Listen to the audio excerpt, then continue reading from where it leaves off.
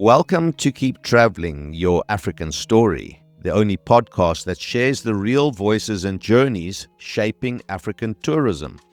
I'm your host, 𝐸𝐿𝐸, and through my inbound tour operation, Keep Traveling, I've had the privilege of connecting travelers from all around the world with the magic of Africa. This podcast is my way of opening that world up to you, a place to learn about the people, properties, and opportunities that make travel across this continent so very special. Today, I'm delighted to introduce Martin Ndamwe, who's the marketing manager at Royal Mara Safari Lodge, who joins me to share his African story. Martin, welcome to the show. Asante sana. That's how we say it in Swahili. I'm happy to be part of the show and to be able to answer a few questions about what our facility is all about. Fantastic. Santi sana, is that right, eh? Yes. Martin, tell me first of all, for our international listeners, how is going to be the best way to reach Royal Mara as far as international flights and then getting to the lodge itself? For our international travelers, if you are a solo traveler or you're planning the travel by yourself, you book a flight to Nairobi. Then from Nairobi, we can coordinate and have you book a flight from Nairobi to Masai Mara. And in Masai Mara, we organize all your transfers. But also we can plan your transfers in Nairobi if you want a one-stop shop for everything. There's an option for driving. It's a 5-hour drive from Nairobi to the lodge. You need a Land Cruiser or a hiker 4x4 car to get there because the road is, I like to call it untamed. We have kept the conservation energy by not putting tarmac on the roads, just to be able to keep it as authentic as possible. Okay, so it could be a nice adventure drive from Nairobi or a short charter flight, right? Yes, it's a very scenic drive from Nairobi. You go through the hills, the Ngong Hills, down the Rift Valley, all the way through a town called Narok, which is the biggest town nearest to the lodge. Now, I arrive at the lodge, Martin. What am I going to find there as far as my room setup and the amenities at the lodge itself? Fantastic. On arrival, our team, led by our camp host, will receive you. Of course, they usually get a welcome drink, a warm towel, depending on the weather, or a cold towel. Because of the dust along the road and the heat, Masai Mara can get hot sometimes, or very cold sometimes. Like right now is the rainy season. Then you will be received by a camp host, and you will be assigned a butler who will be in charge of you during the stay. They will take you to your rooms and they will run you through the induction of the camp, the emergency protocols. They'll run you through how the facility works. They'll run you through how to access our guest area and our safety protocols, which is you must be accompanied at night because we are not fenced. So at night you must be accompanied by one of our Masai guards. They understand the animals better and the animal patterns, so they should be able to walk you around at night. So once you check in, you will be assigned the menu, where you'll pick the menu for the day. Our meals are fully a la carte. You get an option of 3 different meals to pick from, and we don't repeat our meals. So if you're staying for up to 5 days, you are sure to experience a different meal every day, something unique. Once you have your menu signed, you'll be given now an option to pick on whether you want to go for a game drive in the afternoon or a game drive in the evening, or you want to rest first. So once you decide on that, if you pick an afternoon game drive, then we give you some time to rest and freshen up. Then our guides will be ready to pick you again from the guest area and take you for the drive. Let's just go back to the lodge itself. How many beds do you cater for at the lodge? Because some people are happy to be at a lodge where there's tens or maybe even 100 people, but others like small boutique kind of stuff. So tell me about how many guests can you cater for in total?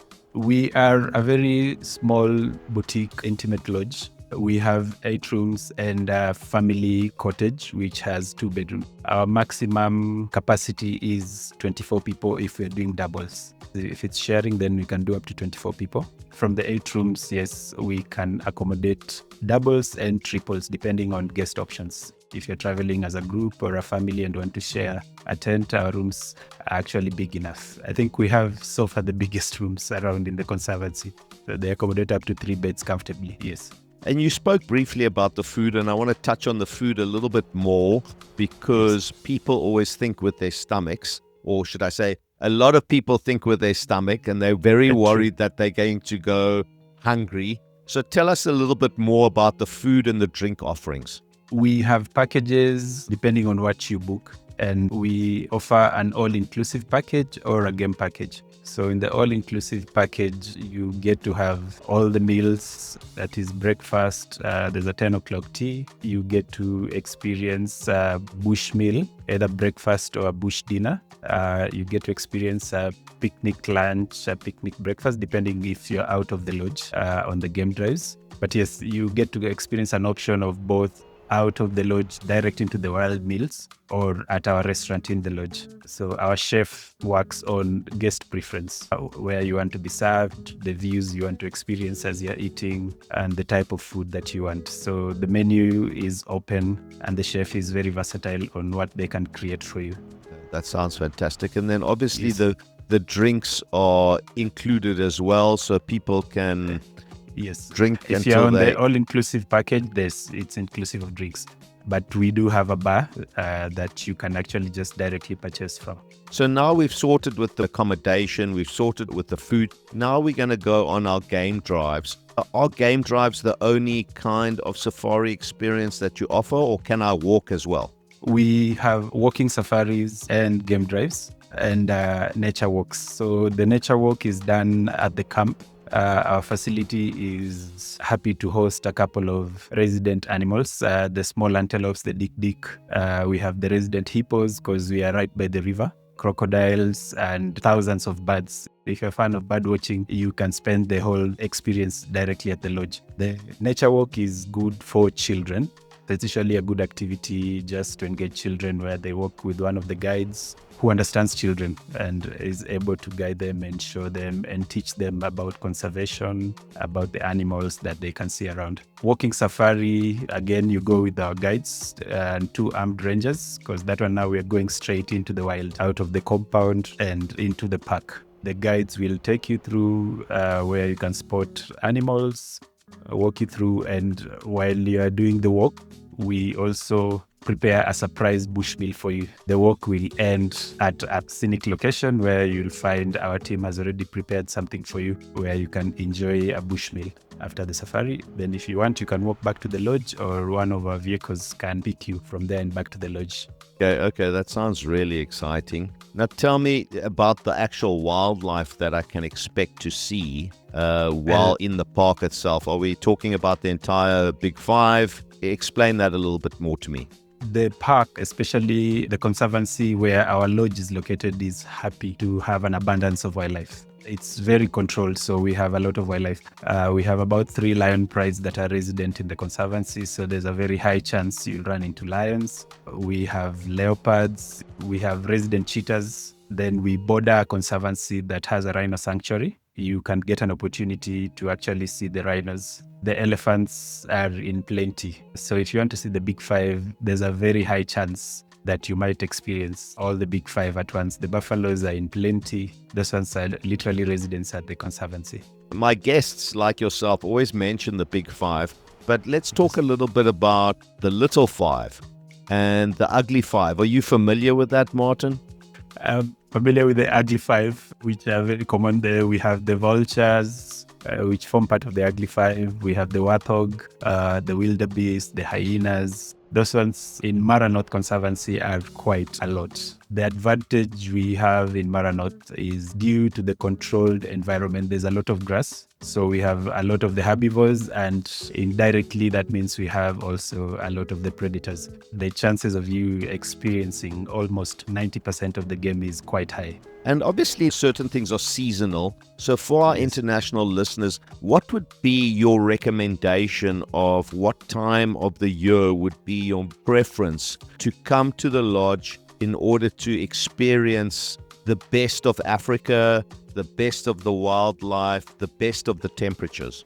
I think the best time, we call it the low season, because most of our travelers are very fixated on the migration, which starts from June in about 2 weeks. But I think the opportunity lies a lot in the low seasons, because again, our prices are slightly adjusted and the parks are not crowded. You get to experience your game drive so peacefully. You get to have enough time to take photos with the wildlife. There's abundance of wildlife. The green season, we call it the green season because it's usually around the rainy season. There's a lot of grass, and it's also when a lot of animals are calving. I find the low season much better than the high season. The high season, you experience a lot of crowding, a lot. If you spot an animal, and fortunately in the main Mara, out of the conservancy, if you spot a lion, there'll probably be like 20, 30 cars around there also trying to take a picture of the scene. But during the low season, you get to experience more of a personal connection, just you and the pride of lions, or you surrounded by elephants, or you in the middle of buffaloes, and just probably the only car in the conservancy at the moment during the low season. I tend to think the low season is actually the best time to travel. Also, if we look at the migration patterns, the high season, you might come to see a crossing and there's a very high chance you banked to see the crossing and you will not see it. Because sometimes the animals don't cross, the hours you spend waiting, and they decide today we are not coming to Kenya. They cross over from Tanzania to Kenya. It can be disappointing if you bank on it, but on the low season you experience a lot. I think maybe their visas aren't in order and they can't cross. The paperwork is not in order. Yes. So sometimes they cross, sometimes. Then we had a few problems also on some people who had built on the conservation area. I think it was big on news. So I think it affected a lot of the migration patterns. But if you're a wildlife enthusiast, I think the low season is the best. If you're a photographer, the low season is the best. If you just want to have a quiet drive, I will go for the low season. And the pricing for the low season is also adjusted. It's much more affordable. The flights are slightly cheaper. The accommodation will be slightly cheaper. So I think most people should rethink on the time for travel. Sure. Like you say, a little bit of the crowding. And I felt that also in a park in South Africa, Kruger National Park. I was there about 6 months ago and there was a leopard kill. And it seemed like the main road in Johannesburg, actually. How is the Kenyan Wildlife Authority dealing with that overcrowding, Martin? Are they coming up with some kind of plan as to try and sort that out in a way, do you think? The advantage, I will say, for private conservancies is it's easier to regulate. So where Royal Mara is located, which is Mara North Conservancy, there are rules. We don't allow tour vans from outside to come in, and every lodge inside Royal Mara needs to provide their own vans for transport for the game drives and everything, which has helped limit the number of cars inside the park. The rule is if you identify an animal, there can only be up to 5 cars at a time where you want to see the animal. And the 5 cars are also limited. You can only be there for about 5 minutes or 10 minutes, then you leave, so that somebody else can also come and see what you've seen. The control has really helped in the overcrowding. We have a limited number of cars in 70,000 acres. I think we have maybe about 40, 50 cars in the whole conservancy doing game drives. At any given time, you'll probably just be maybe about 10 cars driving through the whole 70,000 acres, which is amazing. It's quite peaceful and it's less crowded, I would say. So you'll probably be alone or you'll be 2 people. But for the main park, I'm not very sure how the government is intending to control. The crowds are too many, way too many. It's become commercialized with the hot ballooning and all that kind of stuff. So in your opinion, it would be better for people to seek private conservancies like yourselves? The private conservancies for me are a big win. The advantage is the animals also don't like the noise. So most of the animals will tend to move from the main park towards the private conservancies because there's less crowding and there's less human interaction. I also like to say they like their privacy too. Martin, with so many different lodges, not just in Kenya and Tanzania, but all in Africa, why should people come to Royal Mara Safari Lodge? Royal Mara is very unique. We are a riverfront lodge and we are located at a lagoon. We are literally covered by water on both sides, and you can experience game in Royal Mara from the way our rooms are set up. You can experience wildlife right from your bed. Your bed faces the river, the deck faces the river, you have a bathtub facing the river. You get to witness the crocodiles and the hippos. across the river from the room, there's a salt lick. A lot of antelopes and zebras come to drink water and lick the soil from there. So you can get a chance to even experience a crocodile hunt while just in your room. We were voted by TripAdvisor as the best location. Just serene, intimate, nicely spaced out, quiet, surrounded by nature. We have tried our best to not affect the carbon footprint of the area. Our tents are nicely built. Our system runs fully eco on solar. Our water is pumped by solar. Our electricity is supplied by solar. Our food is grown organically in the garden inside the lodge. So it's a good experience just to have a nice, unique, private, intimate moment. If you're traveling with family or by yourself, you just want to reset. It's quite unique. That sounds fantastic. And I know, Martin, as part of the podcast that you've been kind enough to do a prize giveaway. Can you tell us in your own words what it is that you're going to be giving away to the lucky listener? I would want the lucky listener to come experience what I have shared on the podcast, and I would want them to experience 2 nights accommodation in the Mara, at Royal Mara, just to come and see if Martin was telling the truth and be able to come back and tell us their experience. But they'll probably come and say Martin was not saying enough. There's a lot that they will experience that they will just want to stay there. We will give 2 nights free to one of the lucky listeners. Thank you very much. That's very generous of you. And I'm sure that once we have a lucky winner that comes to experience Royal Mara, we're going to get them on the show. And then they're going to tell us if Martin was telling the truth about the fantastic food, and they had a fantastic time. In closing off, Martin, let's just touch on where people can find you online and follow your story. So Royal Mara Safari Lodge is on Instagram and Facebook. I think we're on all socials. You can follow us on Threads. You can follow us on Instagram, on Facebook. You can reach us out through our website. And on our website, you get all our contacts, even on our social media. So we are available online and we respond quickly. We are a 24-hour service. So if you reach out to us, we will reach back to you. Yes. Martin, thank you so much for your time and energy and coming to tell us about Royal Mara. And we look forward to awarding that fantastic prize and then hearing back from that lucky winner. Thanks again for your time today. Asante sana. I hope to meet the lucky listeners and have them experience Royal Mara. Thanks again, Martin. Thank you so much. What an inspiring conversation. Thank you so much, Martin, for sharing your story and for everything you're doing to grow African tourism. Don't forget, every week we feature fantastic prize giveaways from some of Africa's most beautiful lodges, camps, and travel partners.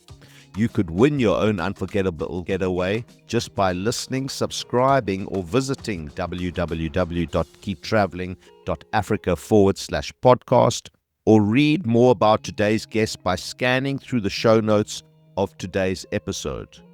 Don't forget to follow Keep Traveling on social media for the latest episodes, stories, and travel inspiration. I'm 𝐸𝐿𝐸, and this has been Keep Traveling, your African story. Remember, a few years from now, you won't remember how much it cost you, but you'll always remember the memories you made. Keep traveling.